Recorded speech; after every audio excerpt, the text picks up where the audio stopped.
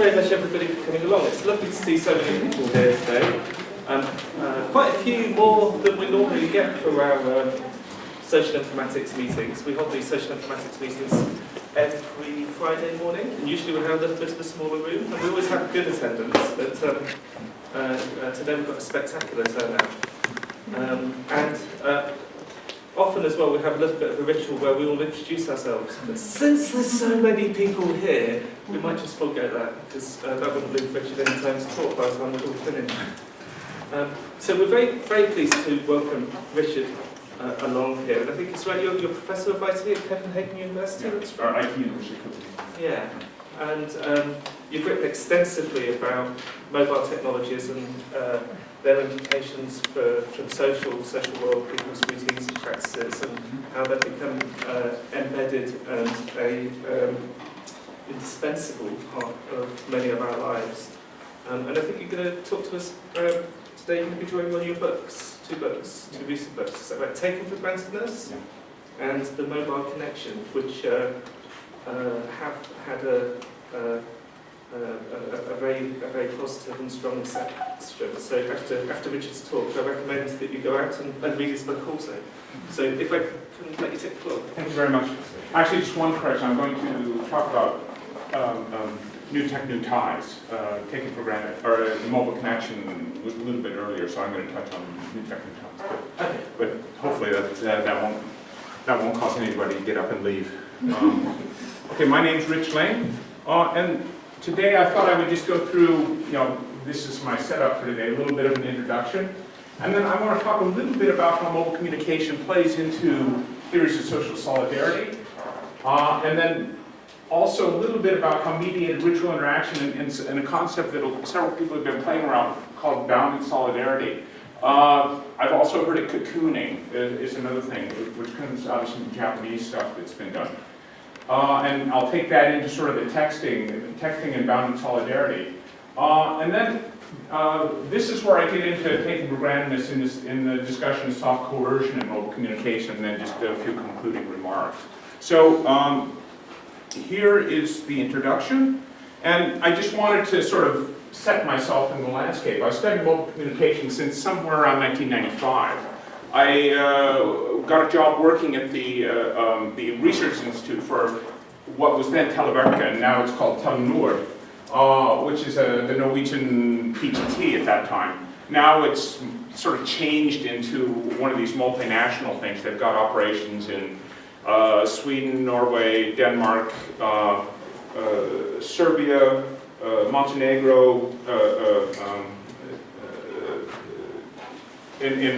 down in Thailand, in Malaysia, in India, they have something in Russia. So it's all over the place, and I think it's at different times it's been one of the top 10 or top 5 mobile operators in the world in terms of the number of people, the number of subscriptions. So it's turned into sort of a huge operation.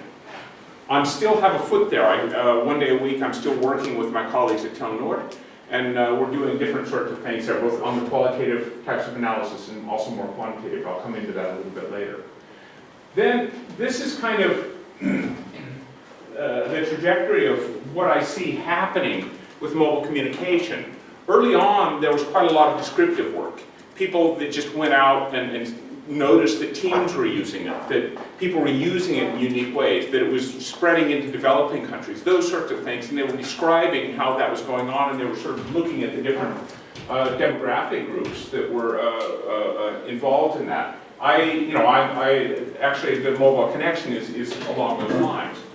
Then, but then I started to think, okay, we need a little bit more theory or something in the direction of theory to help us think about this a little bit. So that was actually part of the motivation for me to be working on these different books. Now, all of this assumes that the mobile communication is interpersonal communication. In other words, people talking and texting to one another. These devices that we're carrying around in our pockets now are far more, they're far more multi-sided than just that. So the smartphone turn is adding a new twist to all of this, and that came, well, it's July 2007 when the iPhone was introduced, and it was a year later in 2008 when the App Store opened, And of course, Android came, and now there's Windows, or a Microsoft version of smartphone, and there's a Chinese version of operating system for all that. And isn't there even a sort of an open source, some sort of a Unix-based thing? You know, there's all kinds of stuff like that that's happening in that space. So there's a whole different thing that's going on in that direction. I generally am going to be talking about this interpersonal side, and not so much about the latter. Now, this is my, I'm a second brother. I've got an older brother, and mobile phone people sort of have this younger brother attitude that they have to show their older brother that he is really serious, the stuff that they're doing. And so these are my little brother slides, just to show the reach of mobile communication in the world. So it really is serious. This comes from ITU, and this shows the number of cell phone subscriptions per 100 people in the world. So something like 96 subscriptions for every 100 people. This is individuals using the internet. Here is the mobile internet, this line here. This is landline, the yellow line is landline telephony. And this is fixed wired subscriptions. So I use this slide sometimes. I say, all of this internet stuff is sort of cute. It's cute that people are concerned about the internet, but the real thing that's happening in the world is mobile communication. Okay, now I'm going to modify that. Just this morning I looked at this comes from GSMA, and their GSMA Intelligence, the GSM Association. And this is the number of mobile connections in the world, 6.9 billion in the world as of this morning, about 2 hours ago. Unique subscribers, however, it's about 3.4 billion, about half of that. So there's a lot of multi-SIM stuff going on.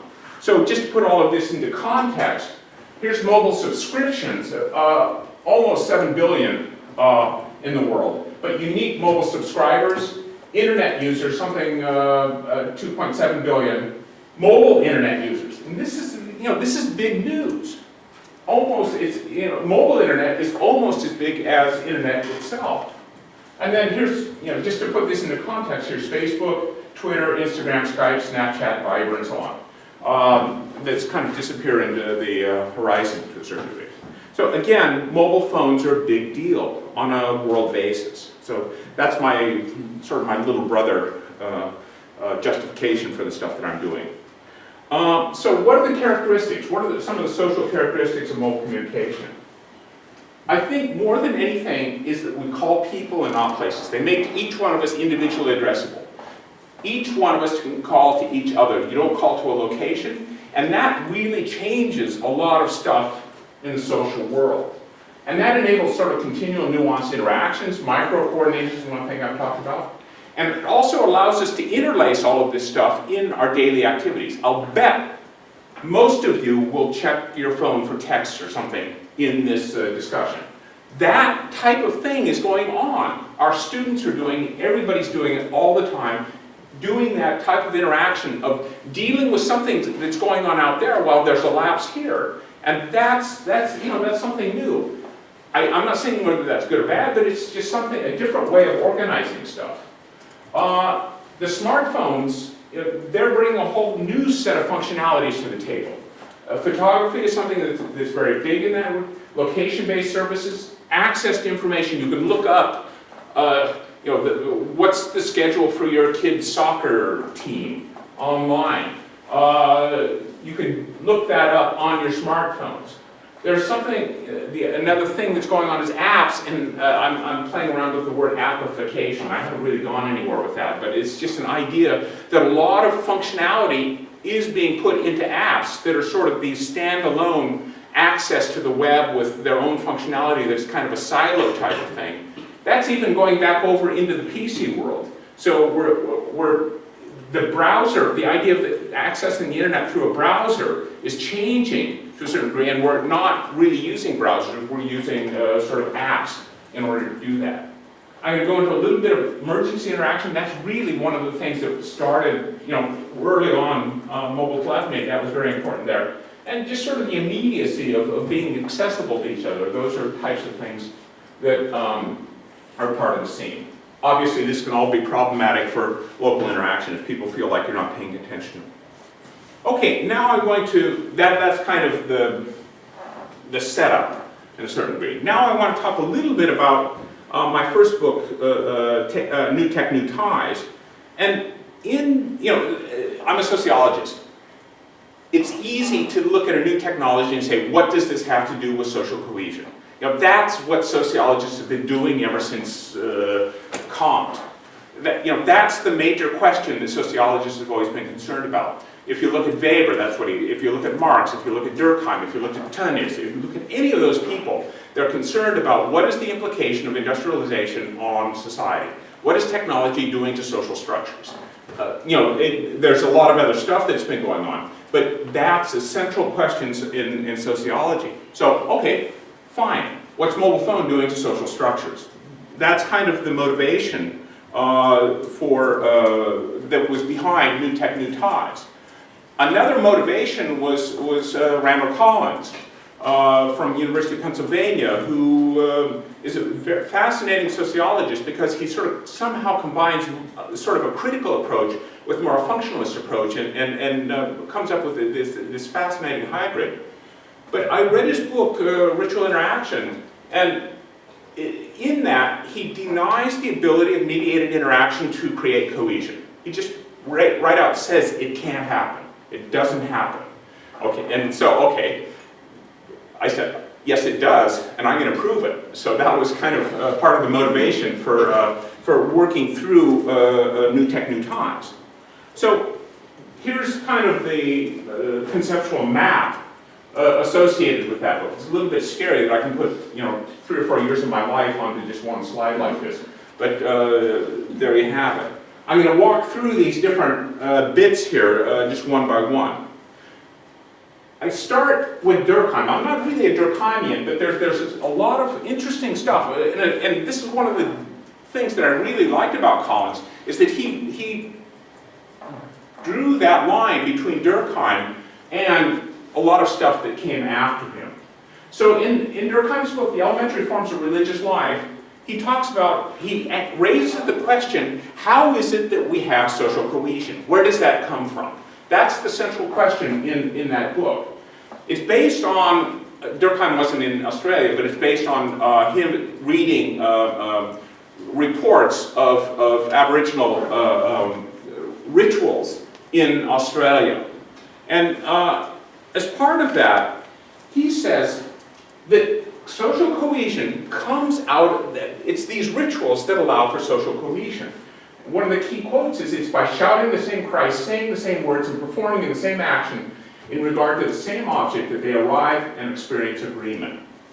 Here's Durkheim saying, when people go through some sort of a ritual interaction, they somehow drop their barriers towards one another, and they gain some sort of a common tie that, if that happens often enough, becomes some form of social cohesion.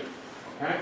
And with the Aborigines, every year they would come together, and the Bear Clan would get together, and they would have a coming of age ceremony, or they would do something like that. And again and again and again, through the repetition of that ritual, they would build these bonds and build these ties that in turn allowed them to sort of get that sense of being a social solidarity. So, but you have to be careful, because this is not obsessive behavior. Victor Turner, for example, talks about ritual as a stereotype sequence of activities involving gestures, words, and objects, and he also about supernatural entities and forces on the path. That's a good definition of rituals, but that's not what Durkheim's talking about. Durkheim's talking about people coming together, doing the same type of thing, and as a result of that, as a consequence of that, getting some sort of a tie that they later use in their social interactions. So, according to Durkheim, not Turner, ritual is a catalyst for social cohesion. And most successful rituals, here's Collins again, are co-present. I buy that. I think that social rituals as co-present, they're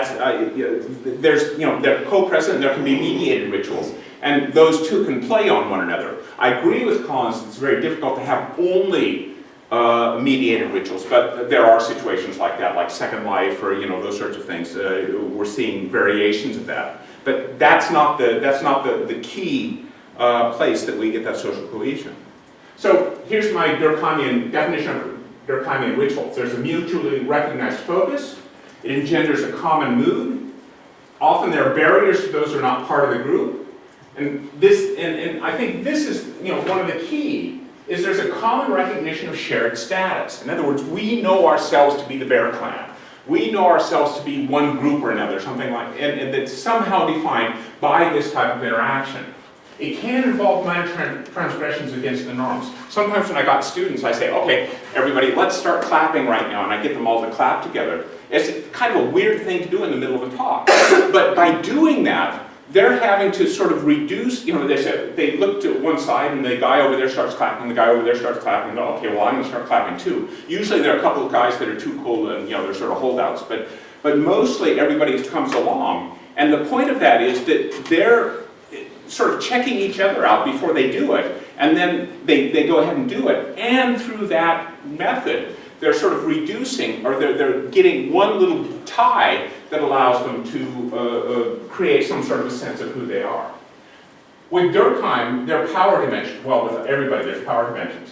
But with Durkheim, there's a priest. He's very often talking about a priest, and there are other people who lead these and who know the liturgy and decide when the things happen and who's part of the group and not part of the group. So it's not like everybody is just one at one level. There are all kinds of different power dimensions. And also, Durkheim and also Collins talks about rhythmic dimensions. There's quite often clapping or those sorts of things.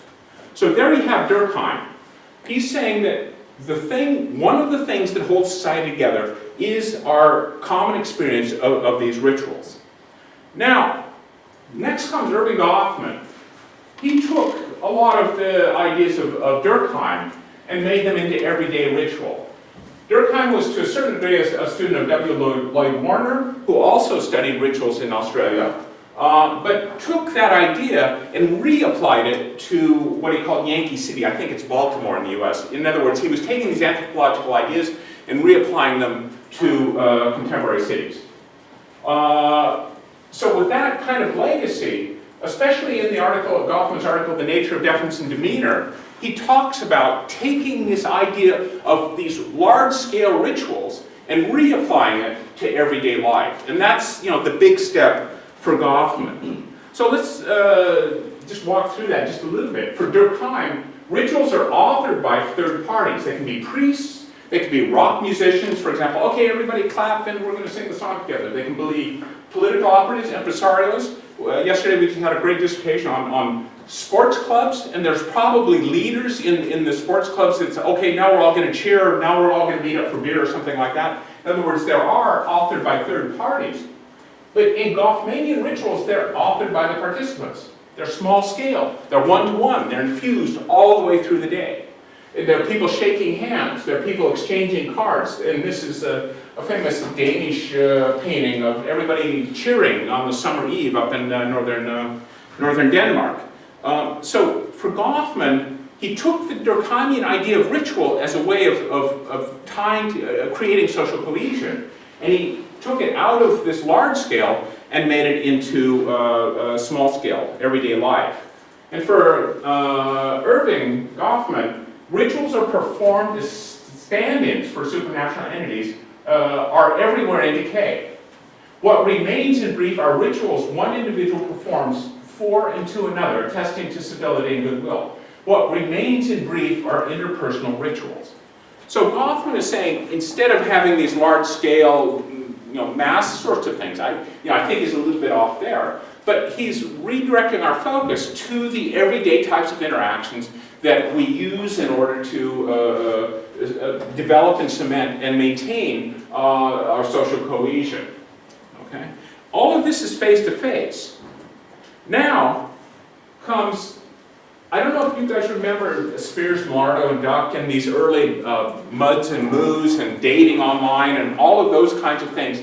This is what? It was late 90s, something like that, when they were working on these types of things. Suddenly they were discovering that there can be mediated types of social interaction, mediating friendships. And there were a lot of like the early dating studies. This, suggests that these types of social cohesion aren't necessarily only face-to-face. Okay, so this is another brick in that idea that mobile communication can be a venue where the social cohesion can be developed. And then Randall Collins, of course, he talks about ritual, and he basically does a summary of Durkheim and Goffman. But one of the things, and he has this emphasis on co-presence, but one of the things that he really does, one of the things that he really brings to the table is the idea of failed rituals. A ritual can be, for example, a joke can be a ritual. And, I can say, a funny thing happened to me, I saw a chicken crossing the road, and, I do some sort of a setup. You, as the audience, come into, if you follow through a Durkheimian idea, there's a common mood, everybody's part of it, and da-da-da-da. And at the end I say, and the chicken fell down and broke its neck, and everybody laughs, and that ritual interaction would, the fact that we're all part of that would be one of these small scale things where you're sort of suspending your individuality in order to be a part of a common group. With failed rituals, however, rituals can alienate. For example, I can say, did you hear the one about the farmer's daughter? And in the U.S. that's a lead-in to sort of a dirty joke. And I can tell just the most awful, racist, sexist joke in the world, and just embarrass you, and I think I'm being so funny. But in that interaction, that's a failed ritual. So in a sense, I'm killing social cohesion. I'm destroying social cohesion. That's one of the, the fact that Collins made this idea of social cohesion almost into a variable is one of the interesting things that I like from his work. So so here's Collins, and just basically those 2 points that I made. So those are kind of the things that led me into the idea of what I was talking when I talked about bounded solidarity. The mobile telephone is an instrument of the intimate sphere. I know that everybody talks to a lot of different people, but most of the things that we do in terms of that interpersonal interaction on the mobile phone, not necessarily the smartphone stuff, but the interpersonal interaction is within this intimate sphere. And with that, I want to go over to mediated ritual action and bounded solidarity. And specifically, this is the point of departure for my book, New Tech, New Ties, where the point of departure it's the ritual interaction, as in Durkheim, Goffman, and Collins, but my sense that mobile communication encourages social coordination. It's in venue where we engage in ritual interaction. Earlier on I talked about it's a personal technology. If I were to go grab one of your phones and start going through it, you would probably be offended because I might come across a text message that was, you really didn't want me to see, or I've come into part of your personal life. But nonetheless, it's a venue. Mobile phones are a venue, or a locus, where we talk, where we engage in humor, gossip, flirting, touching bases, sharing cultural artifacts. All kinds of things happen on that phone that allow us to engage in sort of ritual interaction. And it's in the book, it's based on this ritual interaction that we develop and maintain our social cohesion. Quite often we develop it in some sort of a face-to-face type of situation. But then it's elaborated, it's maintained, it's repaired through mobile phone types of interaction. So my assertion is that mobile communication tightens social bonds in the immediate sphere and encourages bounded solidarity. This is the opposite of what a lot of these sociologists have been talking about in terms of technologies, various forms of technology. There was a lot of stuff about how the television was tearing apart the family. There was a lot of stuff about how radio did that, the movies, and the steam power, and and the Industrial Revolution, all that stuff. I'm saying that this is the opposite. It's going in the opposite direction. This is a technology that allows us to bond and to build those and maintain those. And I want to show you just one little bit, an observation that I did when I was working on New Tech, New Ties, where I talk about how gossip is used in this context. This is an observation. One of my techniques is quite often I just walk around and listen and sort of eavesdrop on what people are saying on their half of the telephone conversation. I don't really know what's happening on the other side, but you know, it's kind of fun, but some people think it's creepy, but okay. But here's an observation. A man dressed in a t-shirt and jeans and jogging shoes was standing at the end of the Paddington Heathrow train. As the train traveled towards Heathrow, the conversation proceeded as follows. And here's the first thing I heard. He's just that kind of guy. And then there was some sort of response. And the guy I was listening to said, let me say it like this, I'm not allowed to even call you. And then there was some sort of, yeah, he's just like that. And then there was some ambient noise, I couldn't really hear it. But yeah, she's really hysterical. And Steve says she was like that. And then there was a response, yeah, and then, okay, the conversation just proceeded like this, you know. We've all heard these kinds of things. Come on, you've all heard them too. What's happening here, though, this is a ritual interaction. People are in a bounded situation. There's a whole lot of trust in here. You have to trust that other person that you're talking to. Because if they say, well, you know, I talked to John or whoever this is, and you know what he said about you, you have to trust that that person is not going to spill the beans. And so, and in addition, there's a common sense of how you should be approaching this. There's a common mood. All of these Durkheimian ideas, you know, I'll just go through the list here. There's a mutually recognized focus, talking about whatever scandal they were talking about. There's a common mood. There's a common recognition of shared status. Both of us are in this together. It marks, there's a really solid barrier between the in-group and the out-group here, because, you know, if you spill the beans to the wrong person, you're in trouble. It's a minor transgression of the norms. You know, normally we don't talk like that in everyday life. We might, especially sort of scandalous gossip. There are power dimensions to it. It can fail, and there's a camaraderie that's keen. So, you know, this fulfills Durkheim's definition of a ritual.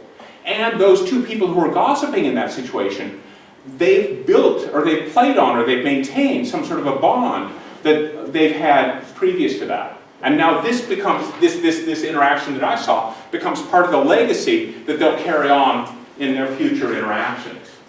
So, and my point though, is that gossip can happen over the phone. And you know, the ritual, the rural mobile phone operator, or excuse me, the operator, you know, was listening in on all the calls in rural US is the example of that. Ritual techniques are used, and it's done in a mediated situation. So I would say, aha, Randall Collins, see, you can have ritual interactions in mediated situations with, for example, gossip. You can also do it, you can tell jokes, you can flirt, you can do all kinds of other sorts of things that sort of play into the same type of situation. But texting is also a venue where this happens. And a lot of people are saying, well, texting is going out, nobody's doing it anymore. That's wrong. I think last year there were 10 trillion texts sent in the world, which is just too many zeros for me to deal with. But here's, we did an analysis at Telenor where we examined 394 million text exchanges. The data is anonymous, we don't have access to the content. We only know the age and the gender of the receiver and the sender. And this is one of the charts. I'm going to turn this on its side. But basically, here's the age of the person sending, and here's the age of the person receiving. Okay? And this is sort of top-down examination. We call it the butterfly chart. But here we just take it and we put it into a 3D scale. The interesting thing here, there's a lot of interesting stuff going on here, but is that the main, and you can perhaps see it better on this previous one, is the main form of texting, or the main activity in terms of texting, is between like 19-year-olds. There's really strong, you know, that's that Mount Everest in that 3D term. The other thing is that there are these two bumps. Here's 19-year-olds texting with 45-year-olds. Okay, mom is texting to junior. You know, that type of a thing is going on. Here, you know, here's that the chart again. I'm going to walk through it a little bit, but basically, all of the area outside of this is flat. There's absolutely nothing happening out here. And this tail is kind of, you know, it sort of disappears after about age 60 or so. But there's a whole lot of same-age texting going on. In other words, this is a venue where these sort of social interactions are being worked out. All of this is just not coordination. It's all kinds of other stuff going on. In the US, the median number of texts per day is like 60 for teens. And this came after they had they went away from a bucket type of system to an open, all-you-can-eat sort of in the industry jargon. The thing that we did next was that we took the grand diagonal here and we sort of sliced down into it and looked at it by who was sending to whom by gender. Here it is. Basically, this is SMSs between men, this is between females, this is male to male, female to male. In other words, these top two are cross-gender. There's a lot of stuff going on here. First of all, teens and young adults really dominate use. They're the ones, that's where texting is happening, and it has been happening there. And this is not necessarily a cohort thing. They're not necessarily carrying it with them. We've done analyses over 6, 7, 8 years where we're able to see a cohort march through this period. And as they move through this young adult period, it pops and then it drops usually. So this very much is a life phase type of activity that's going on here. The second thing is it drops dramatically after the young adult period.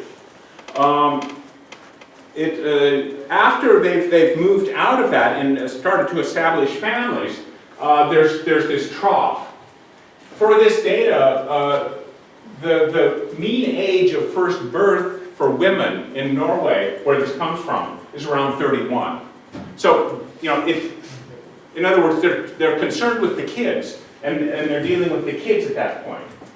And not so much the huge social type of thing that was going on previous to that. This is the most, I don't get this one. I really don't understand what's happening with this. Around age 40 to 45, there's a bump, particularly from women to women. Maybe the kids are out of the house, maybe they're regaining their social life, there's something going on, but this is a bump that's going on between same-aged women at around age 40, 45. Sort of regaining their social life, but I haven't really gotten a good explanation of what that might be. I've got some speculations as opposed to that. And then of course it kind of trails off. The other interesting thing though is, look how dominant cross-gender texting is at that point, and look how minuscule it is after the young adult period. So I tell my students, enjoy it while you can. It's going away. It just won't be there for you. Yeah.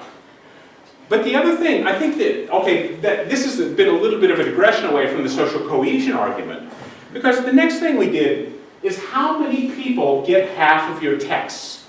How many different people are you texting to? And the blue is calls and the red line is text. This dark blue line is 50%.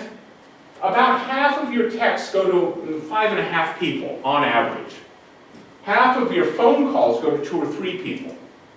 In other words, this is describing a very, very small social circle. Half of your texts go to 5 or 6 people. Obviously, there's a long tail. We're not even up to 90% with the text messages out at 20 where we stopped this. There's the pizza guy, there's the guy, the car repair guy. There's all kinds of stuff out there. But your 20th largest link is a very, very infrequent link.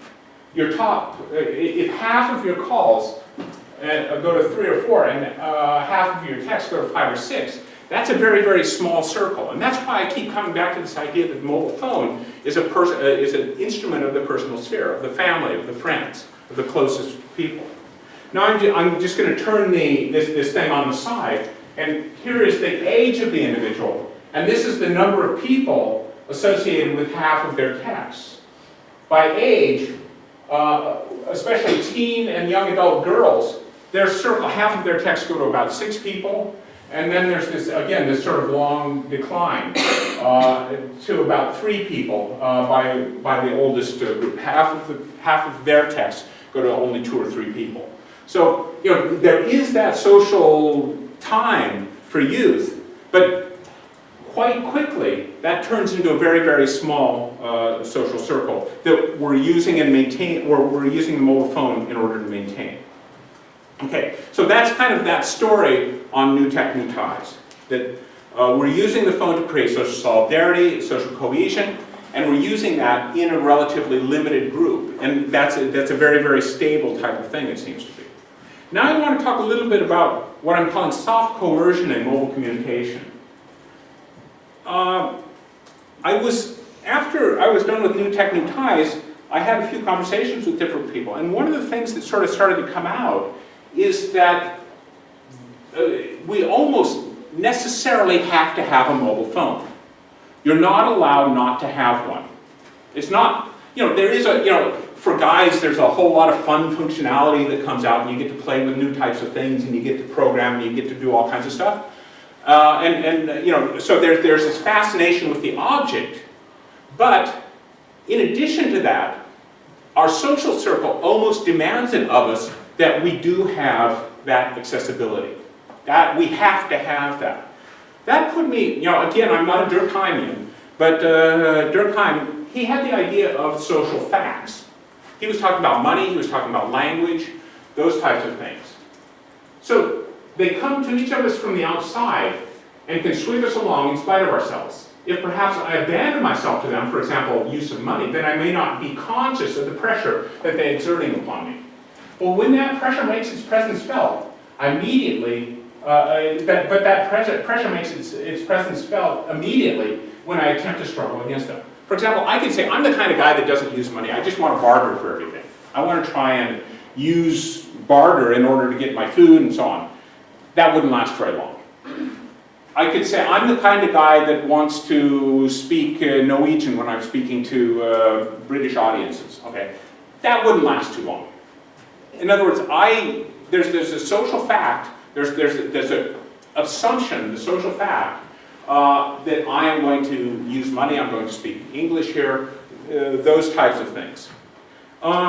So here's the, and I'm asserting that the mobile phone is becoming, it's not in the strongest sense as, for example, money or language or something like that, but in very many real ways, we have to have mobile phones. We have to be accessible to one another. My colleague Jim Katz, he said, you are a problem to me if you don't have a mobile phone. In other words, if I want to organize a beer with 5 friends and one of them doesn't have a phone, then, you know, I have to do some sort of a workaround in order to deal with that. Yesterday in the dissertation, we saw how texting sort of took over, and the people who were outside of that circle very quickly came into the circle of people who were organizing the soccer matches or the sports matches with mobile phones. So you are, and this speaks to the phone as a social item, as a social thing. And I just want to use a couple of examples for this. We did a study of truck drivers of foodstuffs in Côte d'Ivoire. It's organized so that these truck drivers, very quickly, they needed to have a phone. And here's a fellow by a site by the fellow by name Conan in Marché-Soubré in Abidjan.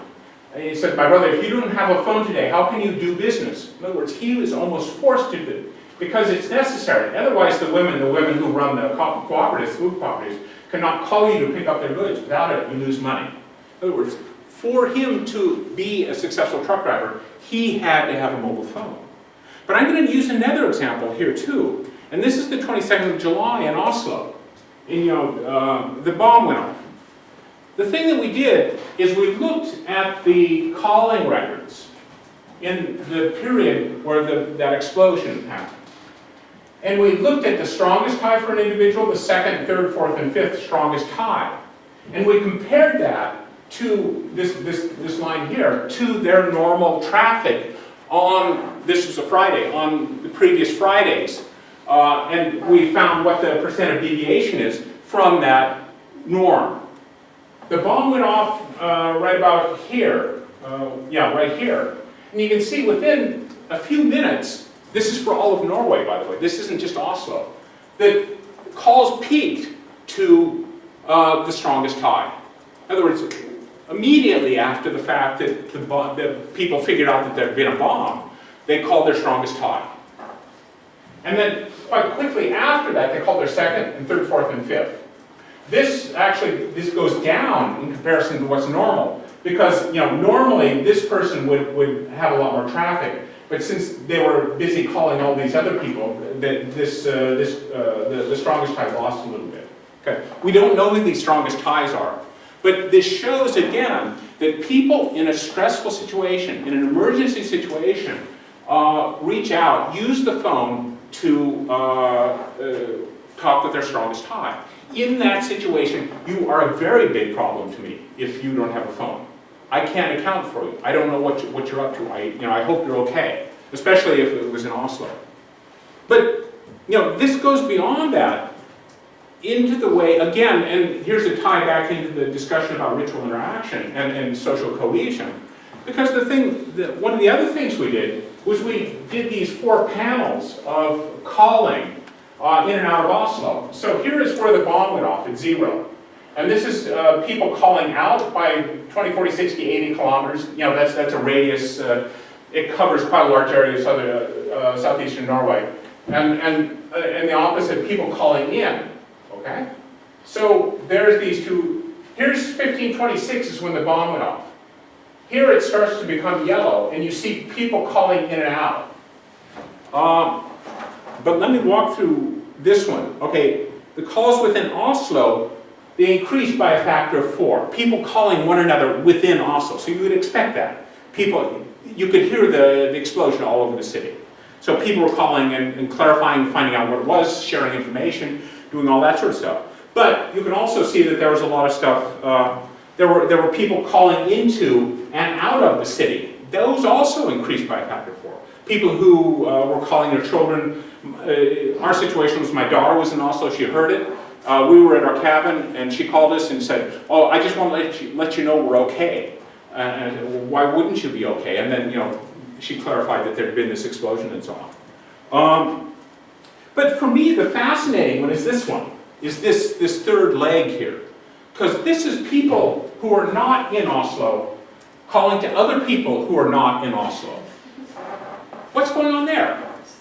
There's the social connection. There's that ritual. There's people using the phone in a very stressful situation to call their friends and just to commiserate.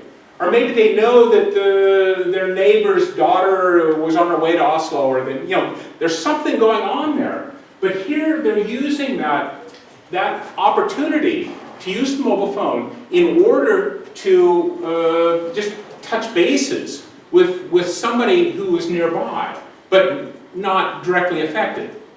That was, and by the way, this is before all the shootings started.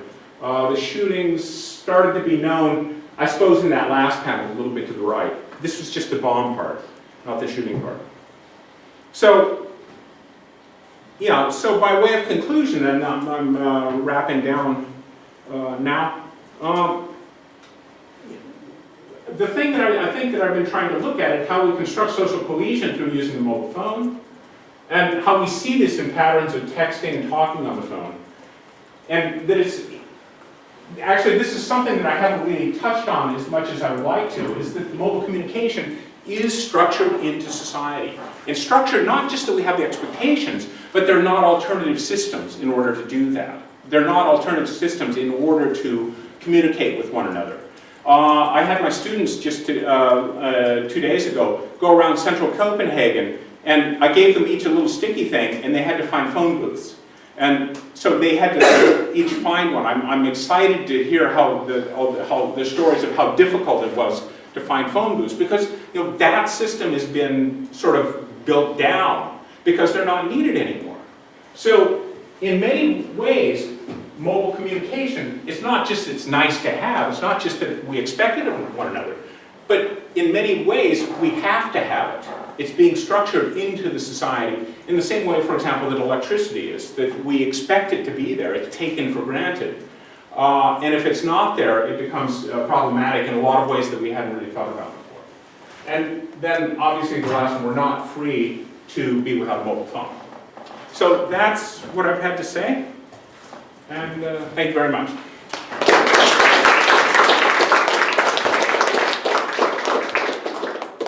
Thank you very much, Richard. That was a really nice and inspirational talk there. And it resonated with me very strongly because I was in Israel last week, and I was in the Church of the Holy Sepulchre, and I was watching the line of people coming up to the altar of the cross and ritually climbing underneath it and kneeling down, and then getting out. And that was causing me to meditate on the role of place in ritual. And this is interesting as well because It could be mediated. it can be mediated and placed as a feature. Aside from me rambling on, have we got any questions?